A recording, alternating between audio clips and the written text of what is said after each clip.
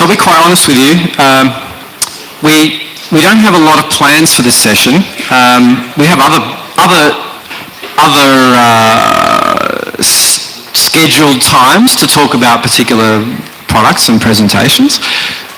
This is pretty much a Q&A session, so we're just going to see what we can do with it.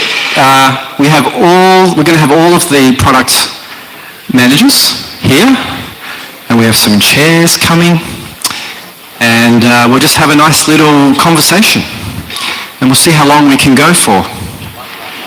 I hope you're all coming to the party tonight, and I hope you heard that it's a 70s party. So if you can't dress 70s, bring a 70s mindset.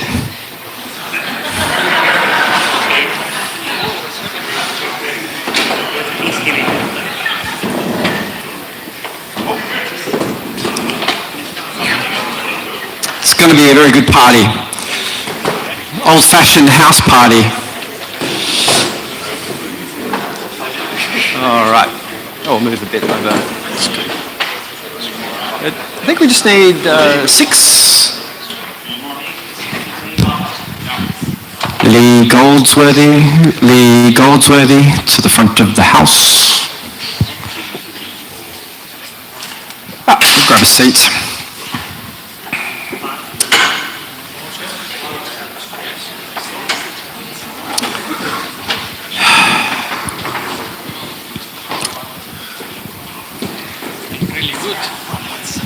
The bright lights of success. Well, how's your day going? Everyone had a good day so far? Yeah.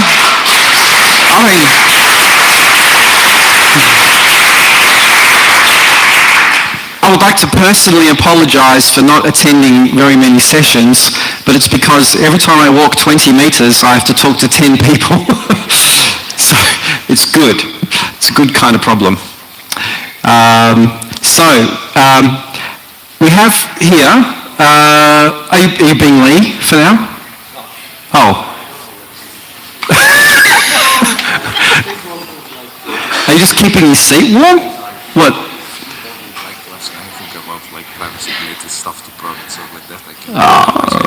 Oh, hang around. Well, yeah, hang around here. We'll call you if we need you. There he is. All right, so,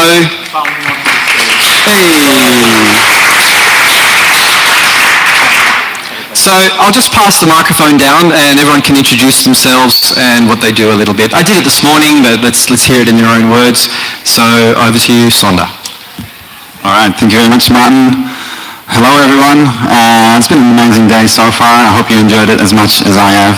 My name is Sonda. I'm the product manager for the Moodle LMS. I've been with Moodle for just over 2 years now, which has been an amazing adventure, and it's always very inspiring to meet the community and have conversations with as many of you as I can. So thanks very much for coming today. Hey, I'm Doug Belshaw.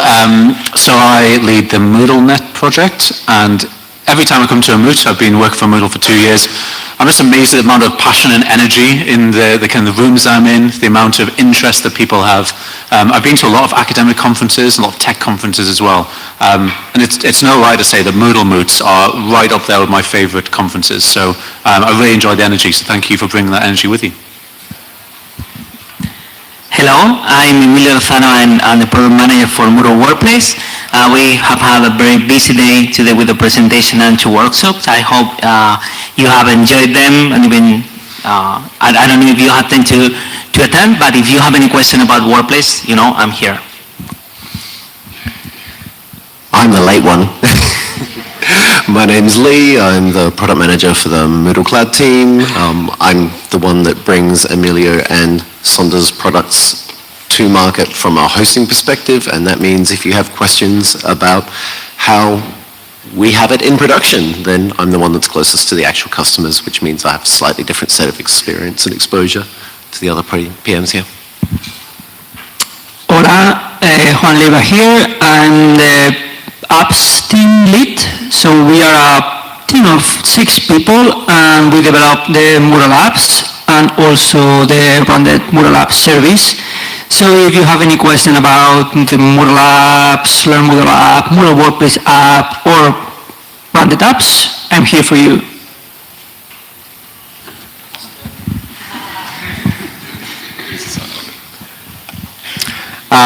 And I have, as I explained this morning, recently joined the guys more directly in terms of, we six are running all the products together, and we're being very coordinated. All of these products I view as one product, right? It's the Moodle platform, and they're all parts, they all fit together, they all will be even more seamless over time as they become more connected, and they form one big platform.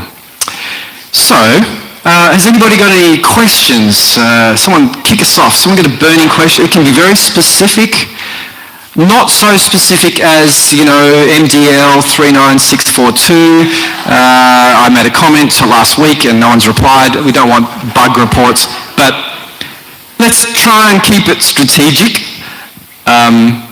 Bearing in mind that these guys are not hands-on developing their products so much. Yes, and you need to call over the microphone so we can be heard. So who's got a question? All right, Cyril over there, I think. Hello. And please introduce yourself as well and tell a bit of your story so everyone knows who we are. Okay, I don't know how much of my story I'm willing to tell to this assembly. Let's start from when you were a child. Okay, I will go one step further. Well, first of all, thank you all for being here. Thank you for your feedbacks. I'm Cyril. I'm heading EduNow. We're a French-based Moodle partner. Team has been working on Moodle for years now. We have 300 customers on Moodle and a couple of other solutions. I see more and more education at large going to something that is hurtful for some academics, which is headless institutions. In other words, I'm seeing the first schools where basically there are no teachers, but there's still schools.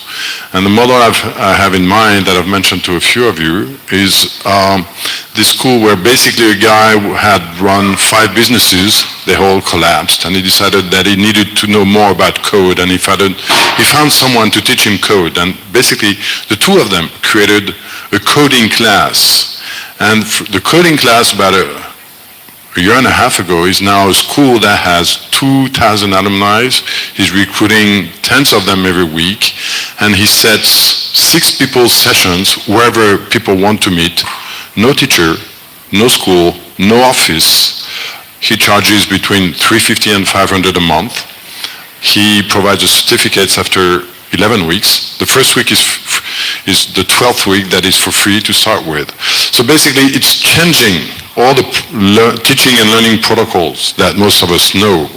And I think in a way it's the future. I mean, MoodleNet is in a way expressing this. But my question is, as a group, as 6 people in front of me, consider education, teaching and learning, I feel we're going towards partly what I would call a learning communities management kind of organization for some of the existing or newcoming institutions. I heard someone, Jeff Rubinstein from Kaltura, I don't know if he's in the room, telling me that he read in Forbes a study that in 2030, which is basically in 10 years from now, there will only be 1/3 of the existing attendance in American universities. My question is, what is your vision regarding this headless education? Well, Martin sets the overall vision, but I have some specific answers to some of the things you've talked about there. So, for example, that specific example that you gave, that might be going well, but there's examples of some ex-Googlers in California who set up a school, massive attention, huge amounts of money poured into it, algorithmic curricula, all this kind of stuff, shut down earlier this year. Yeah? these things get faded by the press, especially by the capitalist press, as being this massive new deal, the future of education. But the future of education is whatever we decide it's going to be. And I don't know how many of you are parents in the room, but I'm not going to send my kids to a school like that. At the end of the day, I'm going to send my kids to a school where there's human interaction, where there's a humanity to it. So I think, and I can't speak on behalf of all of us, but I think that we recognize and value the humanity in education at the end of the day. Where there might be these little pop-ups that get lots of venture funding, who get a lot of attention, but we're in it for the long haul. We're not like trying just to respond to little things that pop up here and there, which is why we're investing long-term in things like MoodleNet. We're looking kind of many years out rather than just like what's possible with the latest technology just now. Yeah, we're using new technologies for MoodleNet, but that's based on scalability and what's going to be working long term, not just for like little fads in the market. So we can stand up on stage and make some cool speech for as long as you want about the trends in education, the future of education. People like Audrey Waters write about this all the time. The future of education is whatever we decide, not what someone stands on stage and decides. And it's up to us as a community to come together and decide that all together. And we don't let anyone else tell us what to do, I would say at the end of the day. Yeah.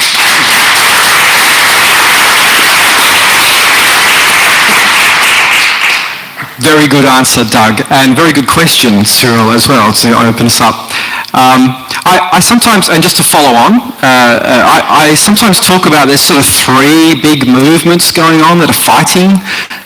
We have, our mission is about empowering educators to improve the world. And the educators is very intentional because that's what we are doing. We're not tackling the other things.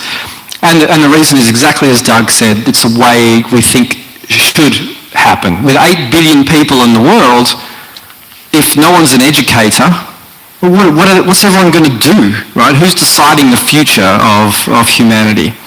So I sometimes say there's three big trends. So one is the traditional schools and universities, and there's a huge system already worldwide, enormous infrastructure that has worked. We are all educated. Here we are. We went through that system, and we have memories of some very good teachers. I'm sure everybody can remember one teacher that inspired them. One mentor, somebody who really helped you become the human that you are. And I don't think you can find that in other methods. So the second one is the Silicon Valley kind of approach where, hey, we have an app and it's direct to student, and education systems are failing, teachers can't do the job. This is the usual rhetoric. And we have an app that will replace that. It's more efficient. I was at a conference in Israel where unusually, on my talk, I had 20 minutes. I decided to not talk about Moodle. I actually talked about the importance of public education. In the audience, because I knew, there were 2,000 teachers. All the other speakers were exactly that same pattern. Education is failing, we need to replace schools with my app. And all the teachers were like horrified, right? Actually, that's where I met Education for the Many, who became an investor in Moodle. The third trend is the online social media, like peer-to-peer thing, which is great. And I use YouTube as much as you if I need to fix a car and there's a specific route thing I need to know right now, just-in-time learning, it's very useful to find the right video or the right web page or the right whatever to do it right then. But if I get cancer, I do not want my doctor learning on YouTube. Right? I want them in the first system. And so there's a place for everything, I think, but we are for the first group. Does anybody want to add anything? I couldn't agree more. Well, it's good.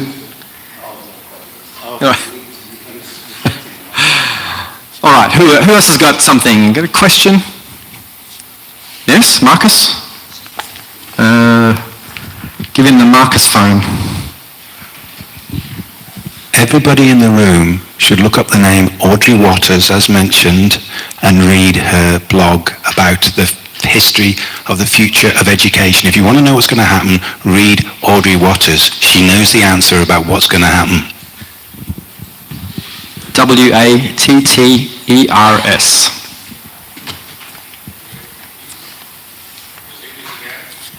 Audrey Waters. She's a blogger. What do you call her? Industry pundit, author.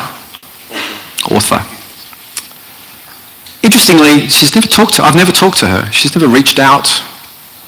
She kind of ignores Moodle, generally. It's kind of not in her radar. Have you noticed that? I don't know why. I need to. I've even pinged her on Twitter and she never replied. I know. Let's everybody ping her on Twitter now and we'll see if she calls.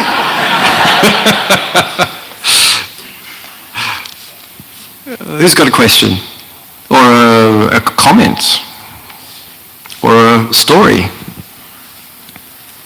Or a very bad dad joke?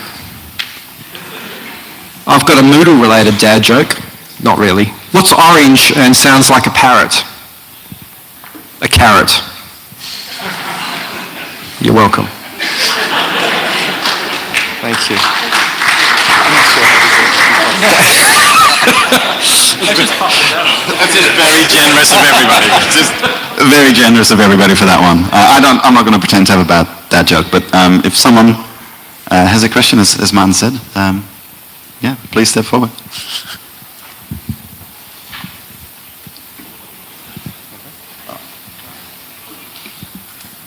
Hi, I'm Heikki Vilelius from the University of Helsinki. We've been Moodle users since 1.6. And recently I've been working a lot with the Faculty of Medicine in Helsinki, and I've noticed, because they have their own pedagogical conference scene, the medical educators, they go to their own conference and so on. So it's an interesting parallel universe, because there's slightly different trends there than other pedagogical conferences, so on.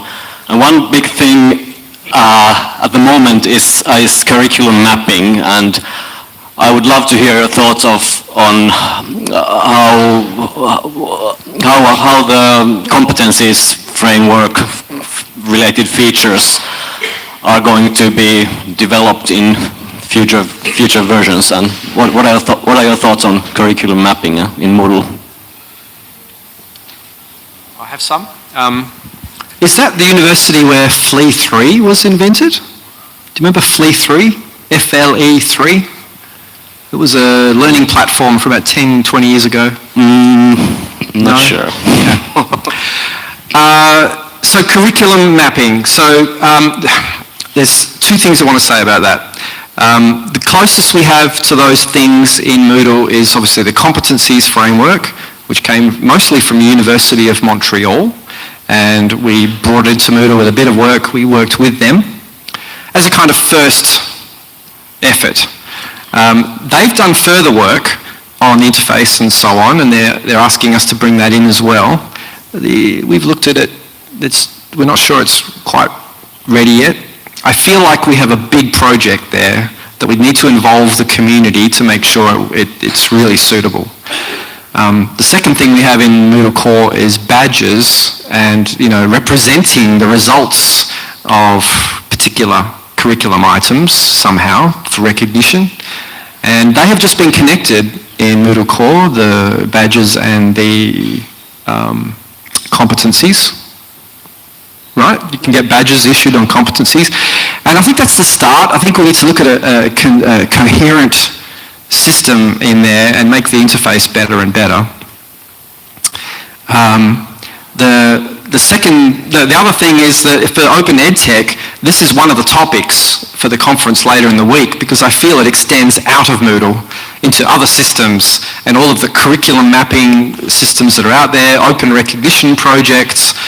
There is a new project being started by Concentric Sky called Open Taxonomy, where they're trying to make a regular way of representing taxonomies of subjects and breaking it right down into curriculum levels. And there are a lot of projects out there. It's kind of very big, and there's a lot of players in the world, and I feel like the Open EdTech space is a place where we should bring all those players together and try and make that happen. So we need experts in that to get together. If you know of initiatives that are similar, find them and bring them to this. That would be helpful. Can I ask a question of the audience? So I do a bit of consultancy on top of Moodle, and when I go out to clients who are already using Moodle, I find quite a lot of them use badging systems as well as the Moodle badging system. So I was just interested in a show of hands. If your organization uses a badging system alongside Moodle, could you just put your hand up now? Just interested if anyone does that. Okay, so we've got a couple. Okay, and then if you put that down, and then anyone who uses on a regular basis in their organization the badging functionality inside Moodle, like Moodle's core badging functionality. All right, just a sprinkle. We have some work to do. Thank you very much. Yeah, there's clearly work for you, Sonda, here. Thanks, I wasn't aware. Does anybody else have a comment on that topic, actually? Sorry, I think you've got the microphone next, but has anyone got another comment on that topic? Or is an interest in that? Anyone? Oh, Solange, I think.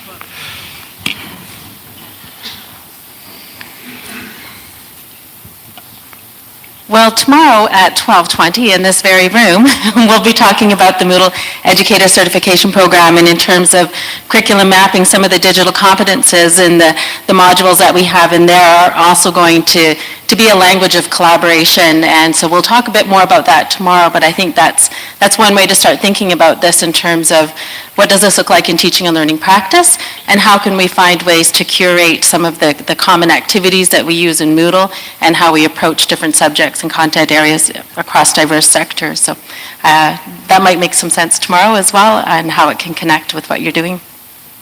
Does one of those 22 modules address competency mapping in Moodle? Or you can use it as a class? framework and as a structure for mapping the content that you're doing, absolutely, with 4 teaching approaches, and then each of those approaches, and the rest you can hear tomorrow, or come and talk to me, or we also have a brochure, but there are a lot of ways that you can use it as a framework as well.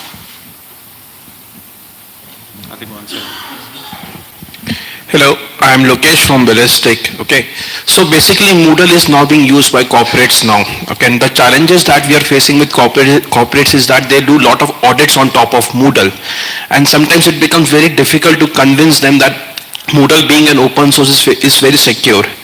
The recent audits that have been done on top of Moodle for one of my clients was that Moodle is not using best practices in terms of the coding languages, okay, and the response that I got from your team was that they also agree that Moodle, I do however agree that the best practice dictates that they are passed through post request rather than get request.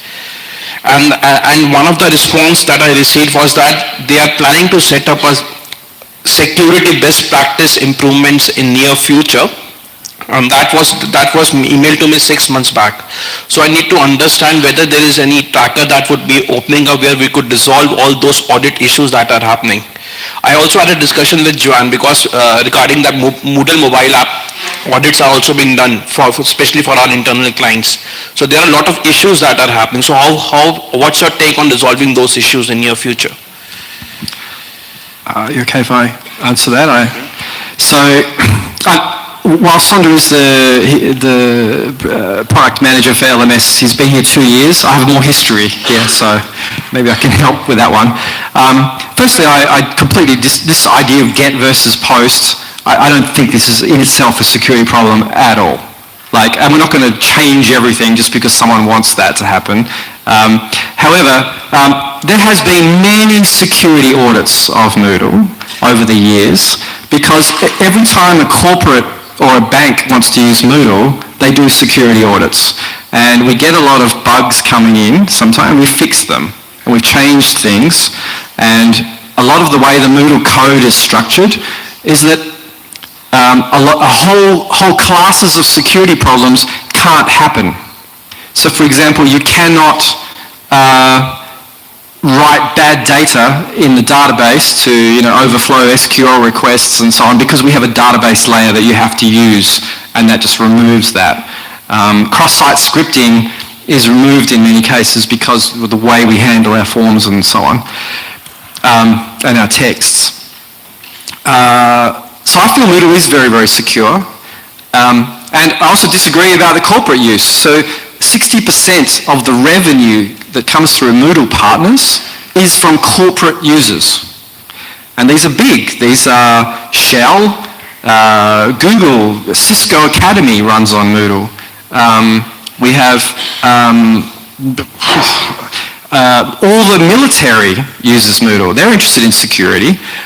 So Royal Air Force in the UK, the Australian Defence Force, et cetera, et cetera. Airlines, the list goes on. We have thousands of corporate users, and they're fine. So I don't think there's a real problem. One thing we had talked about, and I mentioned it, we had a really nice discussion together on Sunday, to put in our roadmap, is to have use bug crowd, so crowdsource security researchers and give them a bounty and say, find bugs and you get money, as a regular annual practice, so we can show reports that might help, actually, if you need to show them. But I think if anyone can demonstrate there are security problems, actually, not just, get versus post, but actual security problems, then we want to fix them urgently, because it will affect a lot of users. I just wanted to, thanks Martin, I just wanted to add to that, we do get a lot of these security audit reports sent to us from time to time as well. We do go through them, and a large number of the issues that we find are false positives. If we do find real issues, we do have a set-up security process in place, and we'll tackle them, and the bugs will be fixed in the next minor release. So we take it very seriously.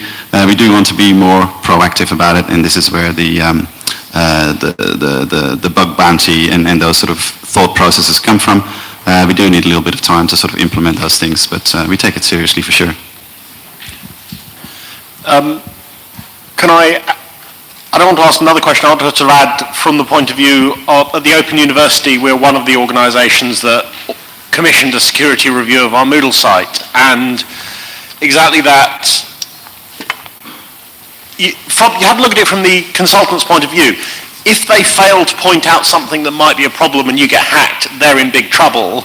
If they raise lots of false positives and then you have to go through explaining, they're covered. So you've got to see where they're coming from. The favourite one that I've seen in these reports is they will say Moodle doesn't have cross-site request forgery protection and Moodle puts the session key in the URL, and both of these are bad. No.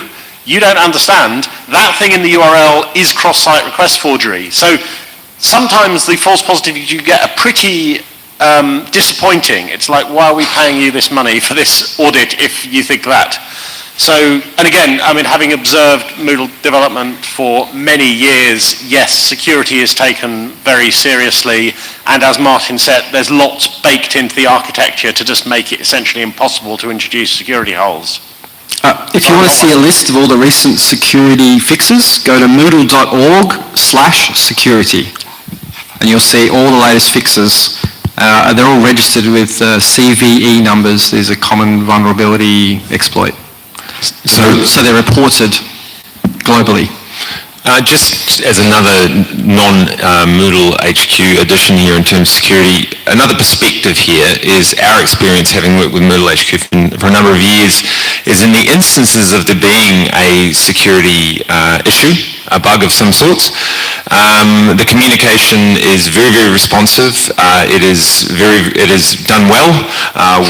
People are given transparency and the ability to mitigate security issues as quickly as feasible, and we are given the ability to communicate things to our clients in a way that we've never seen duplicated in any other open source project. So, to sort of highlight potential architectural changes, if you pay IT people to review someone else's software and point out the way it should have been done differently, you will always get a large document full of quite conjugated opinion, but certainly Moodle's track record for security and acting upon any issues that arise is top shelf.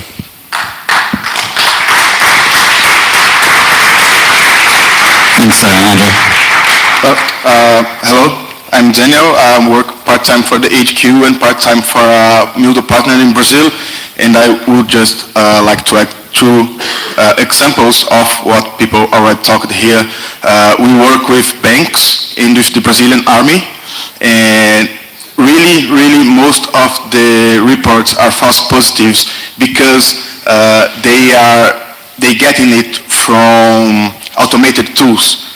Yeah, and now speaking from a point of view of computer scientist, that is my formation, people really get paranoid about security, and we have reports like you can't have anything with admin in your URL because it's a security issue when it's not.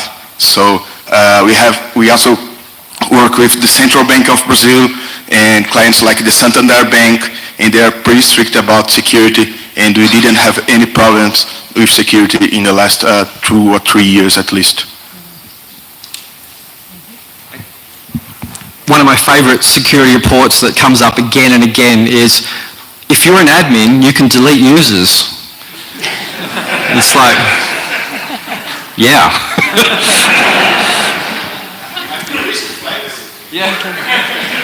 Okay. I have a question about usability or ease of use. I know I'm passionate about pretty interfaces, and you can make Moodle look like not Moodle, no? But when you turn editing on, there it is again. So what are your thoughts about the future for doing it much more easier for the teachers to, instead of the clicking and trying to find the stuff there in a pretty difficult way? Thanks. Yeah, thanks for that question. I would totally agree with you, and we're very much aware of that and looking to make improvements. So improving the user experience is very much part of our focus. We've got some stuff in the pipeline for 3.9 where we're looking at improving, for example, how the activity chooser works. And work from that will flow on in improving things like course editing and the course formats for the course page. We've done some extensive research as well in terms of how the navigation works for teachers around the course. We've got some great ideas on how to improve that. It is a matter of finding the right time to sort of put that work together, but we're certainly very passionate about it and want to have a major focus on improving the usability, especially around those core components of Moodle that everybody uses on a day-to-day basis, because I think it's key. Look, further to that, UX is one of our highest priorities. It's difficult to do UX in Moodle, to change the usability, because of all the layers of software and the structure of the architecture of it. And it's very easy to make a theme to change things. That's by design. But to make changes that affect every single institution in the room affects everybody's themes. It affects everybody's training and documentation, and right. So we have to be more considerate. And one thing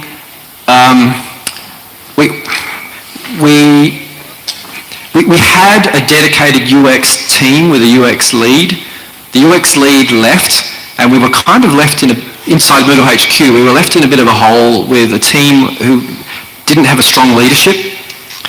And this year has been like that. We are currently looking for a UX lead, and we want somebody who understands the complexity of building a system to make systems. And we want somebody who's passionate about the user experience for teachers and students particularly. And we want somebody who's very good at managing a team of people to get that work done. And not only a team internally, but that team to manage the whole community in a big process with a cadence. So what I want to see is like an initiative. So, okay, we are looking at navigation across Moodle. So a big project across all of the modules, across the courses, across the nearly 2,000 plugins in the plugins database, because all those developers need to be included and informed, and they need to upgrade their plugins. And we look at navigation, and we fix the navigation things. And then the next project is, let's look at the forms, or let's look at the what? Okay, so the quiz. So Tim Hunt is here. He's the quiz maintainer. He will tell you it has perfect usability. He shook his head. So I think you need to talk to this lady over here. She will help you. So it really helps when you have concrete suggestions. It helps more when you have even user testing to prove that it's a better interface, to make the change worthwhile. And I think we just need to, we will have a UX lead. I want to stress this. I had meant to mention it this morning. I had some slides to show the jobs that we have available at Moodle headquarters right now. The number one job is the UX lead. So if any of you know somebody who might fit this description, who already knows Moodle somewhat, this will be a huge advantage. We want that UX lead soon. So please help us. And if you're watching on streaming, that includes you as well. Contact martin@moodle.com. Or you can even go to our jobs page, and this is the easy way. I will not be applying for that job, thank you. Yeah, it's a doozy. It's harder. A little bit of you. I envy like Facebook designers, because Facebook is super simple, or Twitter, super simple. They're big systems, but the actual complexity of them is it's nothing compared to Moodle. So I just wanted to kind of follow on to her comment to say that one of the problems that I'm seeing in the United States is Canvas. And Canvas is gaining market share, obviously through marketing, but also because it looks pretty. It does. I mean, in a way, it does. It's catchy. It's a shiny, nice little toy. And I think that you can't underestimate, the attractiveness of an interface in terms of first impressions who are continuing to want to use it, and it appearing to be up to date, and also consistency. So I hope that whoever is doing, whoever takes this over, will make sure that within the different activities that we start to get a sense of consistency. Yes. So. So I think indeed that's one of the sales pitches for Canvas. It's one of the reasons why I would like us to focus in on those core activities and components of Moodle and make them look consistent and work really, really well and be easy to use. I think one of the limitations for Canvas is that, yes, it's nice and consistent, but there's also limitations to what you can actually achieve with the platform, which is then one of the strong points of Moodle. Right, but I have to continually answer that question, why aren't we using Canvas? So I'm actually going to be doing a study and probably post it online. The past few years, if you go back and look at like Moodle 2.9 or something and compare it to today, there's a huge difference. Like there has been a lot of UX improvements with Boost. If you're not using Boost as a base theme, please fix that, because that's the future. Bootstrap 4 for designers, it's all Bootstrap 4 now, so don't do anything else. You can put Bootstrap 4 in your content as well to make nice content. Fancy buttons and carousels and all kinds of stuff. I've seen some Moodle sites that will put any other LMS to shame because they've been designed for a particular purpose. Most of what you should be doing with Moodle is turning off things. Turn off the things that you don't need, right? If your teachers are only using 4 modules and you've decided that's how you're teaching, then great, use 4 activities and turn off the other stuff. So you can make Moodle very usable with a little bit of work. I don't see that UX and technical aspects are the main problem. I think we should take our hands to our own nose and have a look on how we are constructing courses. I see a lot of courses with poor didactic. If I go into university, I see lots of courses that are cemeteries of files. If I'm going into corporate systems, I see so much system that only using SCORM packages. But this is not a good pedagogy. And it's a question of the concept that a teacher or a staff is deciding that they want to use. And if they want to know what they want to use, they can use Moodle.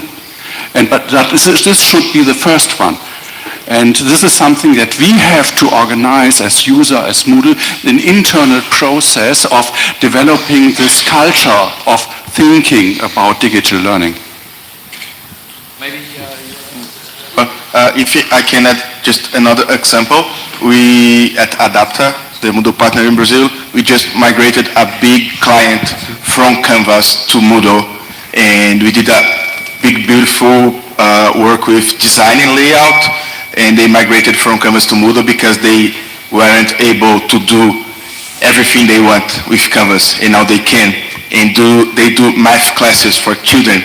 So it's a very colorful Moodle website with very good content. So yeah, yes, we can do it.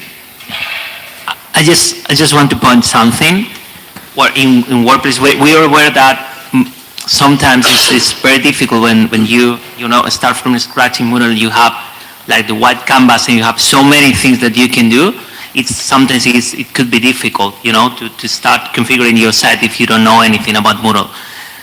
And that is something we're doing with WordPress. We're actually like turning down some things. We're like creating a dashboard, a new specific course format to start creating a like Moodle flavor. So it could make easier, to do this first step in with your new Moodle site. So I think that's something we could improve, not only in WordPress but also in Moodle LMS to make it easier to use. Right. Don't have any questions for Juan or Lee? I just thought while we're still on the user experience type topic, there's a question that I've had for a while, and I'm sure there must be a really good reason for it. This has been nagging me for quite a while, but there's no right click in Moodle. There doesn't seem to be any functionality that you access via the right click. And I was thinking back on it. There were times when I've heard of rumors that turn editing on is going and it's going to be replaced by something else. And I thought, well, maybe that might be the emergence of the right click. And you can't right click on touchscreens though, right? You can't right click on touchscreens. They hold and click, right? You tap and hold. Okay. So that's and Macs don't have a right button, but they do have the... I'm not answering LMS questions, son. Things like that, right? So I'm just wondering why that's not there. And for example, also in the mobile app, one of the great things on mobile is mobile phones have cameras, but there doesn't seem to be a camera part of the Moodle app yet, or using the gyroscope sensors or the motion detection sensors or the other sensors that maybe the mobile app could really capitalize don't seem to be there. And I'm wondering, is this going to come in through plugins, or is there no plan to bring that in, or what? If you want to see the mobile app using a camera and video, then Big Blue Button has it integrated really, really nicely, but there are still slight limitations, I think.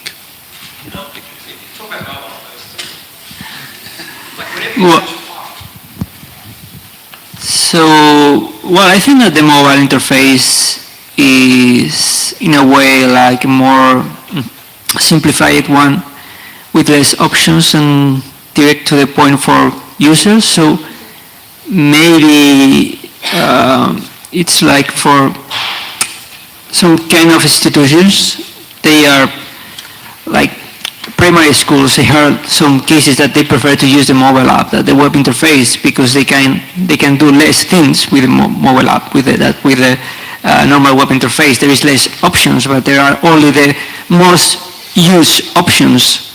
So this is something that you can do with mobile. Regarding these gestures, things like that, it sounds like a good idea, but the problem with that is that if you enable by default these kind of things, that depending on the person who's using the device he can start things moving around or things that he wasn't expecting to do. So then you need to create like a configuration tool or thing like that, so you can, it's like with a Mac computer that you can, with gestures you can do this and this and that, and that complicates things because it will be for mostly advanced users that are really interested in using the mobile app in that way. So for the app, we always try to, apart from this gesture thing, we always try to make things simple as possible, but at the same time, we need to be consistent to the web with the web interface, so users in any moment, they are familiar in both two different environments. So it's not easy to find this balance between usability, accessibility, and then consistency between systems. And this is why I think that this new approach for UX that Martin mentioned about having someone looking cross products to have like consistent interfaces and functionality and the way we think everything should work, it will be great because a lot of great things can be done.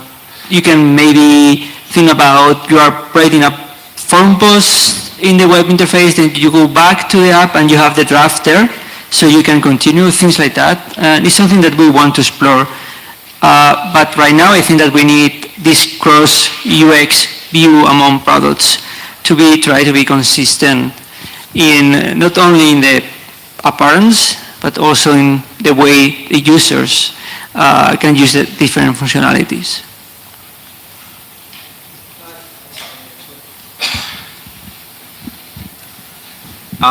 So just because I have more history here, the philosophy I always had that this is a it's a website. In websites, you don't right-click and get menus. Name one. Like it's just, you don't go to CNN.com and right-click.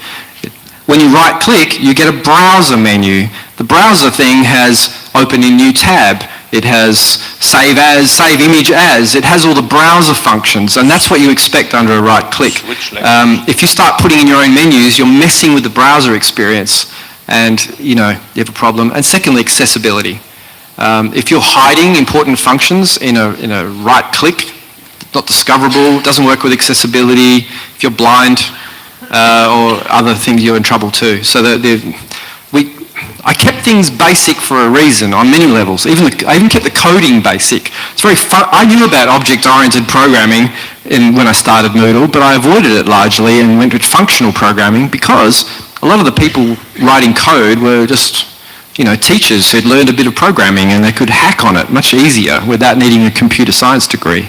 So that was my general philosophy. And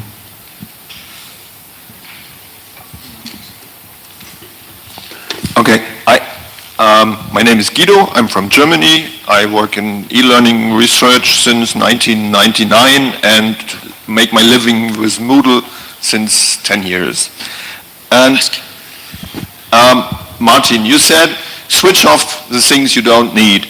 Please put in the config PHP, switch off creating blocks in courses, because it's documented in config dist how to do that, but why not switching them off constantly, and if someone needs it, he can switch them on. That's one. Why, if you make crowdfunding for bug bounty, you could do some crowdfunding projects for make the most beautiful Moodle course for 2020, 2021, and so on, and always put this in the distribution. So you have one beautiful course inside, always, and you can show people that this is possible, and it will cost no money because it's crowdfunded. And I think these things are very easy. When we talk to companies who want to adapt Moodle, you always find people in the HR, they have used Moodle in the university, and they say, oops, this is ugly, we don't want to have this in our company. And you can convince them by showing them easy changes with nice themes or course changes. Maybe you should put some exhibition, invite artists and do more loud things about beautiful websites. And if people would be very ugly to Moodle, they would say there are a lot of old white men sitting on a stage and arguing why we can't do UX. Look, I think there's some really great suggestions in there, so thank you very much for that. And I think the reason why they're not in there at this point in time is simply because we haven't got around to it, but I think there's awesome suggestions for us to put some showcases into the platform that people can see it can look nice. Yeah, maybe when the MoodleNet integration gets going, maybe one of the first things you can find is, here's some showcase stuff. Don't hide it in MoodleNet, put it in the... Well, you know, a lot of people complain about Moodle loading up a whole bunch of content. Who would like Moodle to start off with a demonstration course? Who would not like it? Who was using their phone and didn't notice my question? Okay. So a lot more people wanted it, I think, so that's good.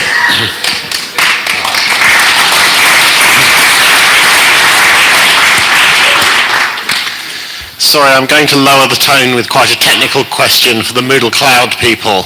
I believe that Moodle Cloud currently, some of the stuff it uses to host Moodle data in the cloud has not yet been shared with the community. You guys kind of put some hooks into Moodle Core, but some of the back-end code that actually lets you store Moodle data files in blob storage hasn't ever been shared. Would you like to? The decisions on that one are slightly before my time, Martin. I might sling this one your way, actually. Just make up an answer. Just make up something. So you probably actually know more about me, Andrew, but I think, well, give the microphone to Andrew down here. I was under the impression it was shared, but maybe not. I'm not sure about your changes, but we shared our S3 storage file system. The Catalyst is a public. I'll talk to you about it after this. Okay, so there's stuff in the plugins database. Yes. There isn't much that makes sense outside of Moodle Cloud. The changes we've made are to make Moodle Cloud work with 32,000 commodity Moodle sites. Incidentally, Moodle Cloud does have a demonstration course in the content when you get a new one. But yeah, the changes like that are very specific to Moodle Cloud currently. Thomas from Switzerland, working for ETH Zurich in the Moodler since 2006 here. Yes. I think you made an amazing job organizing this MoodleMoot Global. It's the first chance to meet people from around the globe to talk about Moodle. I saw a lot of interesting presentation today, and I just thought about these plugins which are developed in different countries. Some of them are kind of similar, and wouldn't it be great to have an opportunity to kind of crowdfund and share and work together for developing even better plugins? So a question probably to Doug, would it be nice to have a kind of a MoodleNet for plugins where we can contribute as an individual user or as a small university who cannot apply or cannot deliver some development or a big amount of money to a development, but some $100 wouldn't mind? I feel like I've planted the question. Thank you very much for that. So one of the things that Martin actually suggested, I think last year, was that there's all of these sites like Teachers Pay Teachers and all these places where you can go and sell your courses and your content, which is actually really problematic. I used to be a teacher and I had to get special dispensation from the local authority to work with a publisher because the local authority owned me even at the weekends if I published anything to do with education. So what Martin's idea was, and I don't know why I'm saying Martin's idea instead of Martin saying his idea, but instead of people selling their content, why don't we crowdfund things into existence? So here's something which needs translating or localizing. Here's something which we wish existed as a resource or a quiz or whatever it is. And why don't we crowdfund, like pay people, all of us together, however many people are interested, to crowdfund that into existence. So that is on the MoodleNet roadmap. Now, how quickly we get to that Given the list of features we've got, it might be like 2021, but it's certainly on there, and on the slides I put on today, crowdfunding was on there. So it's a great idea and something we'd really like to get to, but it depends on the other kind of resourcing. So further to that, that we actually had on, if you Google Moodle crowdfund, you will find a bunch of crowdfunding we already did on Moodle.org. Also, the MUA is a crowdfunding organisation, as you know, for core and can create functionality. But I have a new plan, which I did talk about, I raised for the very first time at Moodle Dach conference in Vienna a couple of months ago. And I had a session on it, and we had a lot of useful feedback, and I think this is going to fly. So I call it the Moodle plugins service. And I too go to MoodleMoots and I see people presenting wonderful new modules they've worked on or plugins they've worked on. And I think the teachers who go, educators or people like us who are at the conference, they go, oh, I would love that. But I have to convince my admin to install it, and it's a whole big hassle. So how do I get that? Especially the French MoodleMoot, actually. Almost every single presentation at the French MoodleMoot is a university presenting an amazing new module they've researched and designed all year round. So, Moodle plugins service. So imagine this. All the plugins in the plugins database are installed on a special cloud system that we build, and you could imagine a server in the cloud, and it had nothing on it but installations of, let's say, Questionnaire. Is Mike Churchwood here? Still maintaining Questionnaire? Right, so imagine it was just built to host Questionnaire. And imagine from inside Moodle, as a teacher, you go to your activity chooser, and you see the activities that are installed, and then you see Moodle plugin service. And you go on there, do a bit of a search. Oh yeah, I want a questionnaire module. You click on the questionnaire module. It creates a new instance of the questionnaire module in the cloud, and it serves it back to you with LTI. Right? So your users go to that module, the data comes back into the gradebook, it appears using your own theme, it appears to be part of your local installation, but it's actually running out on the cloud. And then imagine to have access to this service, you paid a subscription. So something like Netflix, maybe you could buy a one-off for $1, one questionnaire instance for $1, but maybe you have a subscription, maybe it's $12 a month or something, to have access to all the plugins. So anytime somebody comes up with a new plugin, the developer signs up with the Moodle plugin service and he puts it into the system, all right? The money from the subscriptions gets shared. Part of it comes to Moodle HQ to pay for the hosting service, and part of it goes to the developer. So now the developers of plugins have a constant revenue stream, encouraging them to improve their plugins, support the plugins. You know, they are now in touch with the users of their plugins, and the whole community could build up about, let's keep using Questionnaire as an example. You could have a community of users around the world who are paying you, Mike, and you are still looking after it, right? Sort of? Yeah? Yeah. Okay, anyway. So this is a possibility. I really think this is a flyer. I think we can do this. So looking at putting it on the roadmap as soon as we get everything else done. We have to finish, like, now-ish. No, Diego's, like, chopping my head off right now. It's beer time. Beer time. One more question. One more question. So we got some more. Anything? One more thing? I have a fantasy that involves me. Fantasy, Mark. That involves me becoming fabulously wealthy, cloning Moodle, and removing all of the things that people just don't use, and so it's a much simpler thing to use, and it becomes enormously popular, and then I become, oh no, I've already become rich, haven't I? Yeah. You must be aware there are things in Moodle almost nobody uses, I suspect. Is my suspicion correct? You know, like under 1% of people or installations ever use some of the features. This would be a terrific thing to give to the UX lead as a research project. So disable it, not remove it, just disable it so it doesn't give you things that you're probably never going to use. Yeah, well, I couldn't agree more. I don't have specific numbers around this at this point in time, but those are the things that I would love to explore, because I think a lot of people would benefit from a slimmed down, streamlined platform.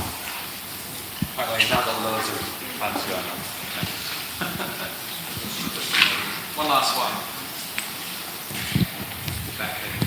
Last question. I am Marco, I come from Italy, and I work mostly on managed hosting. So I do a lot of managed hosting on Moodle.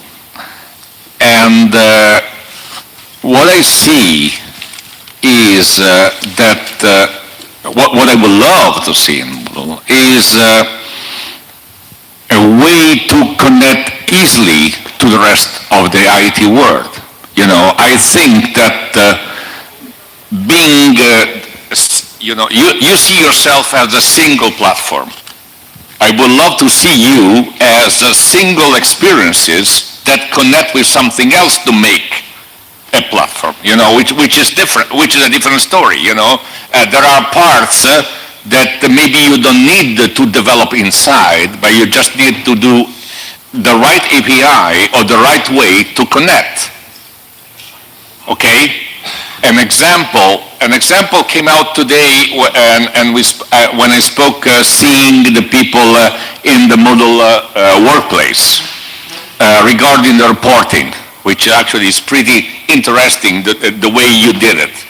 And I say, well, great. Now we have a database of the results, which is always up to date. And maybe, you know, everybody wants to see and go inside that data and similar and you.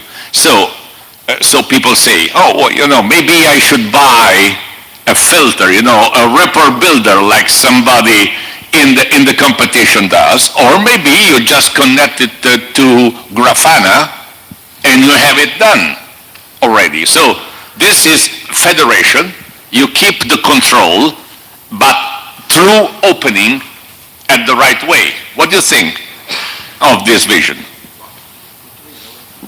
I think there's a lot of extensions and plugins and integrations already available within Moodle. I think for many people, Moodle is part of their ecosystem. They use other systems as well. For other Moodle sites, it's a self-contained unit. So I think at the moment, Moodle is trying to find a balance between being the two of those. But there's certainly already a lot of possible existing integrations with external systems available.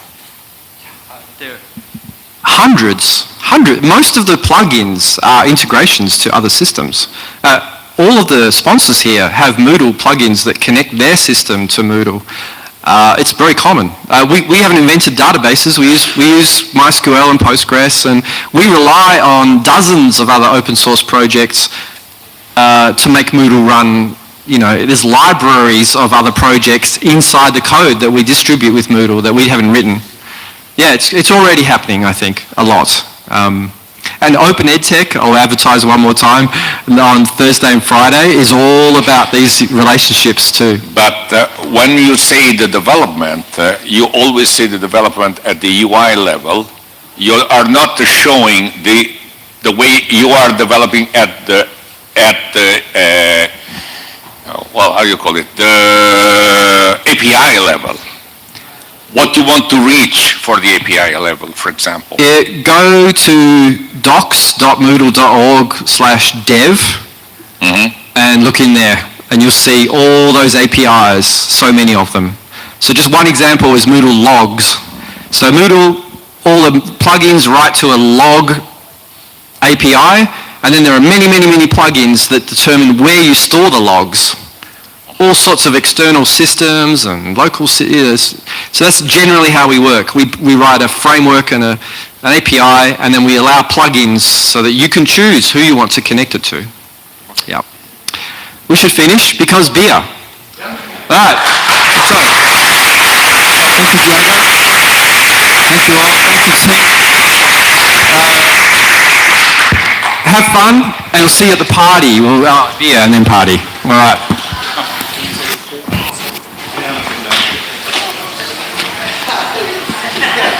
I did a great job.